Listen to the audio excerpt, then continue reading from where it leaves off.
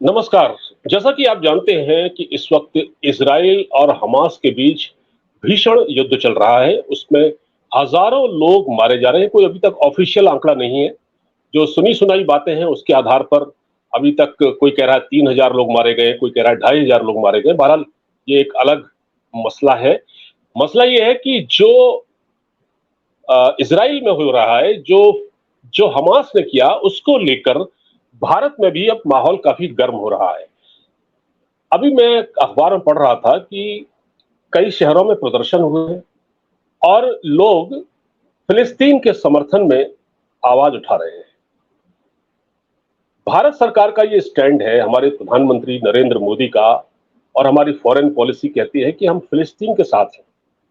लेकिन हमास ने जो किया शनिवार को सुबह 6 बजे, 6:30 बजे का वक्त था, हजारों लोग सो रहे थे, लाखों लोग सो रहे थे इजराइल में, उन पर 5,000 रॉकेट दागे। तो भारत ने कहा कि एक आतंकवादी हमला है, हम इसका समर्थन नहीं करते। लेकिन हमारे देश में कुछ लोग ऐसे हैं, मैं कुछ उलेमाओं के स्टेटमेंट देख रहा था, अभी मैं अखबार में पढ़ रहा था, कोई हमीरपुर के कोई मौलाना साहब हैं, उन्होंने सोशल मीडिया पर एक पोस्ट कर दी, उसको लेकर काफी तनाव हो गया।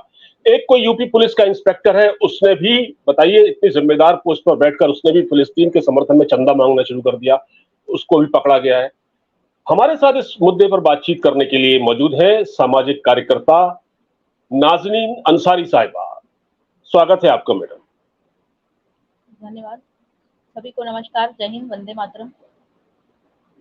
नमस्कार मैम। ये जो जितना भी मैंने आपको बताया, इस पर ये क्या है कि ये कौन सा माइंडसेट है कि हमारी सरकार कहती है कि हमास के लोग कातिल हैं, उन्होंने आतंकवादी हमला किया, लेकिन हमारे यहाँ जो मौलाना हजरात हैं या जो मुस्लिम वर्ग है, मैंने एएमयू में भी प्रदर्शन होते हुए देखा, ये लोग हमास की निंदा क्यों नहीं कर रहे?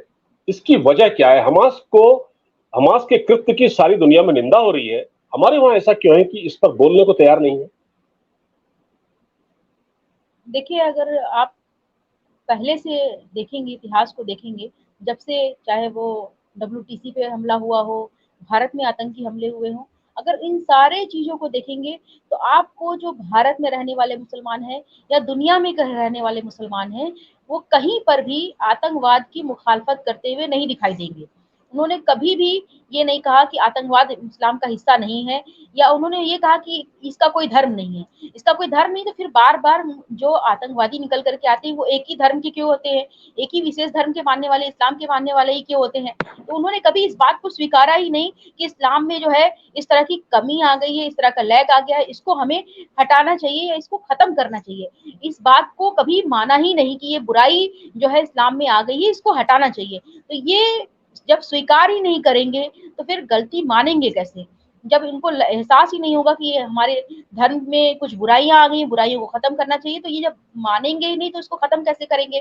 तो आप जहां तक की बात हमास की हो रही है, तो बिल्कुल हमारे प्रधानमंत्री जी का स्टैंड बिल्कुल क्लियर है, और फॉरेन पॉलिसी भी कहती है कि जिस तरह से हमास ने चीन के साथ मिलकर के चीन के शहर में इसराइल पर हमला किया और वहां की पूरी चीज़ों को नेस्तनाबूद करने की कोशिश की है, गाज़ा पट्टी को खत्म करने की कोशिश की है, और मस्जिद अक्सा जिसकी ये बात कर रहे हैं, तो जब आपको पता है कि वो मस्जिद है, वहाँ पर तमाम आपकी पवित्र चीज़ है, तो फिर आप इस तरह के हमले करके क्या जताना चाहते हैं? यानी कि अगर इसको हम भारत से जोड़ करके देखें, भारत के इतिहास को जोड़ करके देखें, तो भारत में बहुत बार आक्रमणकारियों ने, बाहरी आक्रांताओं ने, मुगलों ने, मंगोलों ने आक्रमण करके यहाँ की जो भी हमारी सांस्कृतिक विरासत थी, उसको ध्वस्त करने की कोशिश की, उसको नष्ट भी किया। तो इसका ये साफ अर्थ निकल करके आता है कि हमारे जो सनातनी भाई बहन हैं, उनको भी अब जागना चाहिए, इसके बहाने कि वो अपनी खोई हुई विरासत को, खोई हुई संस्कृति को, खोए हुए धर्मस्थलों को वापस ले, और ये मांग करें कि हमें अपनी चीजों को वापस लेना ही लेना है। तब देखिए कि पूरी दुनिया में कितना हंगामा होता है, तब देखिए कि पूरे दुनिया के मुसलमान कितने आपके साथ खड़े होते हैं। तब आपके साथ कोई नहीं खड़ा होगा, क्योंकि इनको ये लगता है कि पूरी दुनिया के मुसलमान जो है वो एक है, इनको देश से, वतन से कोई लेना देना नहीं, इनको लेना देना है तो सिर्फ और सिर्फ एक विचारधारा से, जो है इस्लामिक कट्टरपंथी विचारधारा। उससे इनको लेना देना है। और ये वही विचारधारा हर जगह फैलाते हैं। जिस तरह से तालिबान ने अफगानिस्तान के साथ किया, इसकी भी कहीं पर भी निंदा नहीं की इन लोगों ने, कट्टरपंथियों ने। तो आज जब हमास इजराइल के साथ कर रहा है तो उसकी भी निंदा नहीं करेंगे, क्योंकि इनके खून में, इनकी फितरत में गद्दारी शामिल है, इनके खून में जिहाद शामिल हो गया है। इसलिए ये इस तरह की चीजों की निंदा कतई नहीं करेंगे। आप देख लीजिए, भारत में अगर कुछ भी होता है तो उसका असर भारत में, इसके पहले जब इराक और ईरान के बीच, बहुत सालों पहले इराक और ईरान के बीच युद्ध चल रहा था, तब भी भारत के लोगों ने इराक का साथ दिया था। भारत के मुसलमानों ने इराक के लिए, इराक के समर्थन पे सड़कों पर उतरकर प्रदर्शन किया था। आज जब हैदराबाद में, एएमयू में, तमाम जगहों पर हमास के लिए प्रदर्शन हो रहे हैं, तो ये इसमें कोई चौंकने वाली बात नहीं है, क्योंकि इनकी पुरानी आदत है, इनकी पुरानी उसमें मुहावरों में शामिल है कि ये हमेशा उसका साथ देंगे जिसका साथ हमारा देश दे रहा होगा या हमारे देश की सरकार दे रही होगी, उसके ये अगेंस्ट खड़े होंगे। इनकी आदत, इनकी फितरत में ये चीज शामिल हो चुकी है, इसलिए हमास के साथ आज खड़े हुए दिखाई दे रहे हैं, क्योंकि उनको लगता है कि अगर हमास के खिलाफ हम बोलेंगे तो कहीं ना कहीं हम भी मारे जाएंगे। तो उनको एक बात का ये भी डर है। दूसरा, ये आतंकी कट्टरपंथी विचारधारा जो चली आ रही है, इस्लामिक कट्टरपंथी विचारधारा, उसको ये बढ़ावा कैसे देंगे, उसको अगर ये शय नहीं देंगे तो फिर अपनी तमाम बातों को कैसे मनवाएंगे आम जनता के बीच में। इसलिए इस तरह की चीजों को लेकर के, वो हमास को लेकर के इस तरह के प्रदर्शन कर रहे हैं, इस तरह की गलत बयानबाजियां कर रहे हैं, और जबकि खुद खूब अच्छी तरह से जानते हैं कि युद्ध की नीतियां होती हैं। युद्ध नीति के विरुद्ध जाकर के हमास ने आतंकी हमला किया है। जो जिस तरह से हमला किया, वो आतंकी हमला ही कहलाएगा। बिल्कुल ठीक कहा आपने। मैम, एक अजीब बात है, कश्मीर, जो हमारा कश्मीर है, हमारे हिस्से वाला जो कश्मीर है, वहां से पीओके से आए दिन टेररिज्म होता है, आए दिन वहां से आतंकवादी घुसते हैं, हमारे बेगुनाह लोगों को मारते हैं, हमारे सैनिकों को शहीद करते हैं, हमारे फौजी अफसरों को शहीद करते हैं। अभी अनंतनाग में इतना बड़ा हमला हुआ, आपने देखा हो। यहाँ के जो मुस्लिम समुदाय के साथ दिक्कत क्या है, जब पाकिस्तान की तरफ से कोई इन्फिल्ट्रेशन होती है, कोई अटैक होता है, इतने लोग लगातार मारे जा रहे हैं, यहाँ के किसी मौलाना का मुंह नहीं खुलता है उनके लिए, उन शहीदों के लिए दो शब्द कोई नहीं कहता। लेकिन इनका जो दर्द है सारा, इनका जो प्रेम या मोहब्बत है, ये यहां से हजारों मील दूर जो फिलिस्तीन में बैठे हुए हैं उनके लिए जाग जाती है। ऐसा क्यों है? ऐसा सिर्फ इसलिए है क्योंकि उन्हें लगता है कि अगर हम उनके साथ खड़े होंगे तो हमारी विचारधारा बदली हुई नजर आएगी। ये विचारधारा की लड़ाई है, ये इस्लामिक कट्टरपंथीता को बढ़ावा देने की लड़ाई है। क्योंकि अगर जो पीओके है उसको खाली कराने की बात की जाए, तो हमें लगता है कि आज जिस तरह से हमास ने इजराइल के साथ किया, उससे सबक लेते हुए भारत को भी अपने पाक अधिकृत कश्मीर को पाने के लिए ठोस कदम उठाना चाहिए। क्योंकि अगर आज ठोस कदम नहीं उठाया गया तो ये आए दिन हमारे किसी न किसी भूमि को, भारत के हिस्से को अधिग्रहण करने की बात करेंगे, उस पर कब्जा करने की बात करेंगे, उसको अलग करने की बात करेंगे। क्योंकि बीच बीच में आप देखिए नारे उठते रहते हैं हमारे देश में, खालिस्तान अलग चाहिए तो कुछ और अलग चाहिए। अभी पश्चिम बंगाल में जिस तरह का माहौल चलता है, उसके लगता है कि ये पश्चिम बंगाल को भी अलग देश बना के ही छोड़ेंगे। तो इस तरह के माहौल ये बनाते रहते हैं कि भारत को इतने टुकड़ों में कर दो कि भारत भारत ना रह जाए। भारत में जो सनातनी वर्ग के मानने वाले हैं, जो शांति प्रिय वर्ग है, जो कतई नहीं चाहता कि किसी तरह का लड़ाई झगड़ा या किसी तरह का हमलावर नहीं है वो, क्योंकि जितना शांत पूरी दुनिया में देखा जाए सनातनी धर्म के लोग हैं, उतना शांत कोई भी धर्म के लोग नहीं, चाहे वो ईसाई धर्म के मानने वाले हो, चाहे यहूदी हो, चाहे इस्लाम के मानने वाले हो। इस तरह ये सारे जो है कहीं नहीं देखा गया कि ये बहुत शांति प्रिय लोग हैं।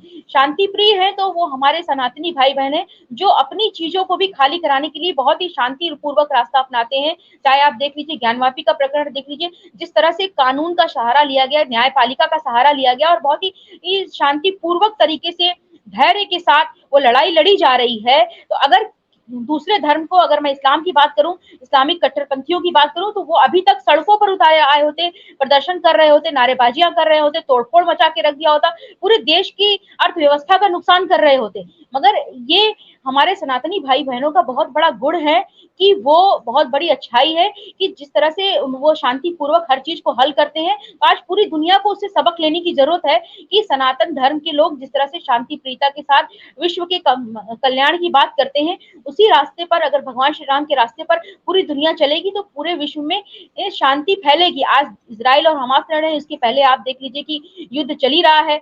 तो 2-2, 3-3 साल से जो युद्ध चल रहे हैं वो खत्म होने का नाम ही नहीं ले रहे हैं।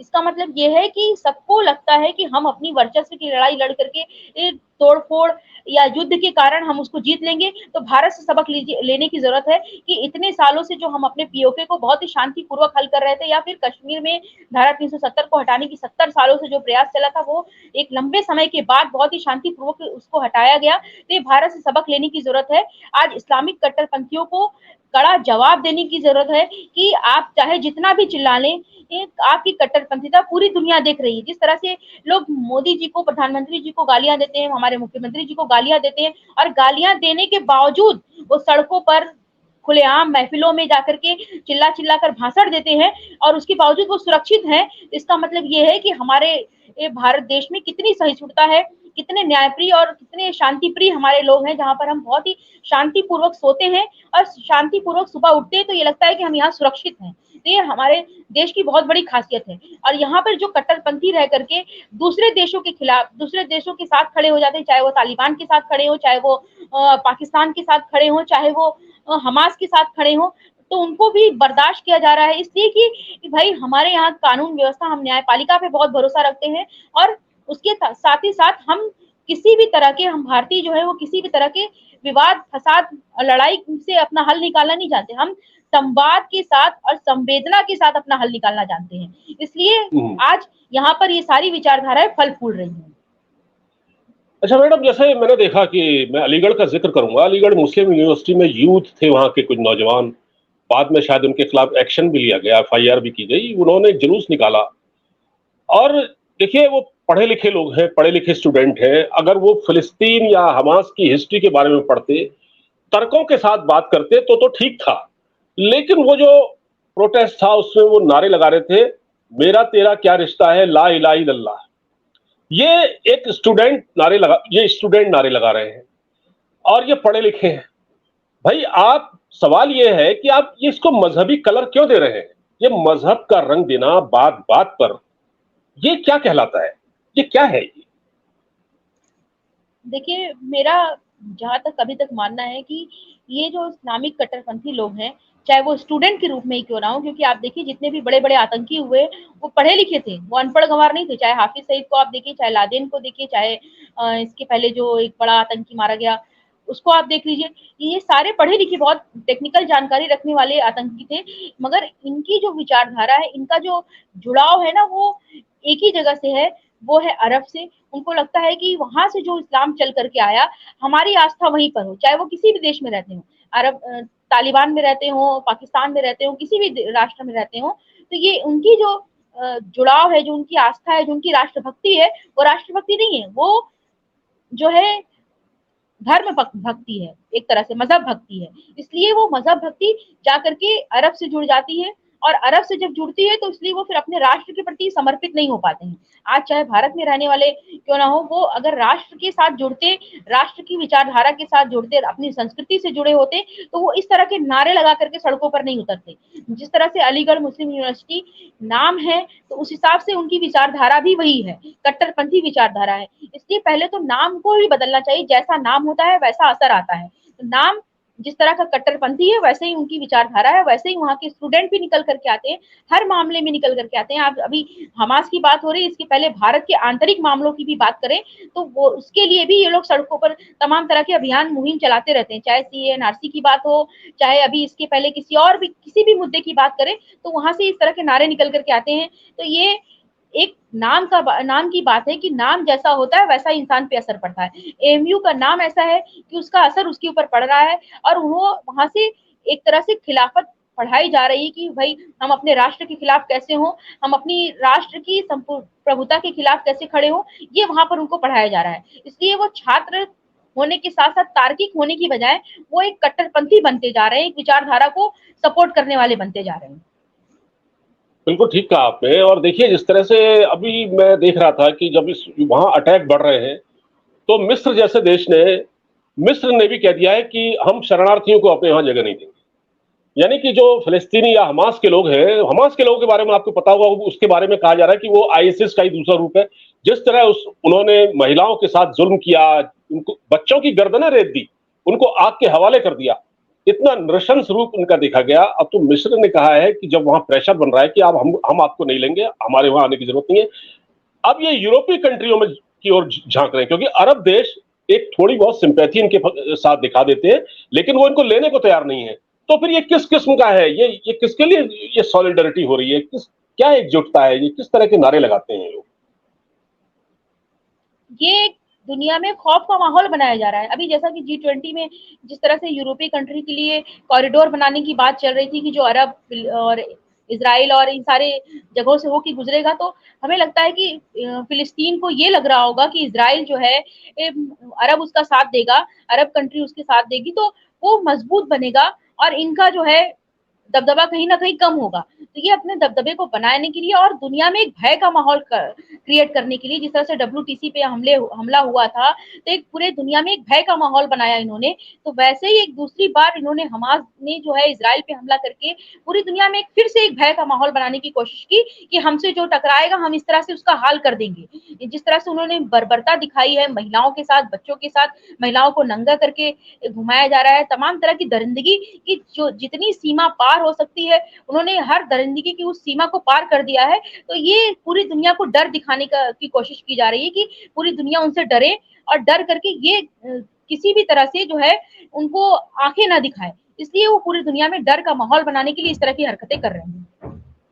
बस मैडम, लास्ट में मैं ये पूछूंगा, जिस प्रकार का माहौल है और जिस तरह की सोशल मीडिया पर प्रचार हो रहा है, क्या करना चाहिए? भारत के लिए इसमें क्या सबक है? भारत को क्या करना चाहिए इसमें?